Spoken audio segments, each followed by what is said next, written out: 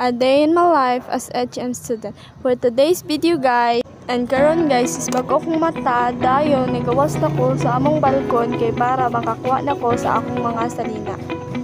Paguman ako upuha ko ano na yung giandam sa bangko kay para makagawas na ko kay para maligo na. And kani is pagawas na ko sa balkon kay madto na ko sa banyo kay para makaligo na dayon ko. Kani is pasulod na ko sa among banyo kay para maligo na ko. And kani is man ako ligo dayon isulod na ko sa among sala kay para makailis na ko.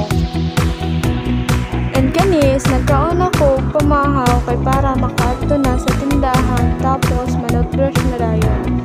Nagtoothbrush na din ko ani guys kay perte nang hayaga. Ako ni guys nitilang na lang ang adlaw isa pa may nakalakaw.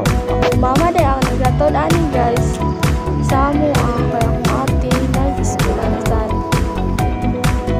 Mao na ako mama guys pero kung gapahan na isa niya master kay mo drive og motor.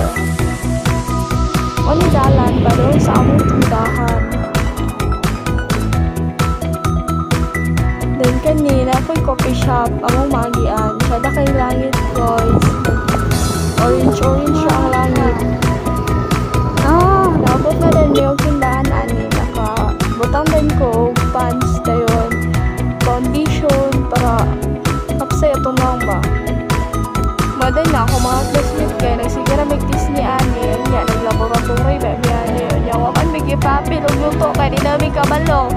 Di nagbaklay-baklay na lang may nag-snack-snack. Parting yahaya. So, sigara may katawa na guys. Ay, may mga ligawa na. Ikaw ba ka rin ang bago-bago. Sigara yung katawa. Guys, isa ko anong parente guys. Kay Flores yung update mo. Ano yung mga laboratory guys. Sino ko guys. Sabi kaya lang yung pangluto. Pag binalay naglaway. Dagan kay tao guys. Kay grade 12 grade 11 ang pala na. Ang paghuman guys is nag-awarding na kung kinsa na daog sa cookery. Unya, kami guys, o dumi na daog. Kaya ang bumaw sa pangluto. Ito ay joke na to.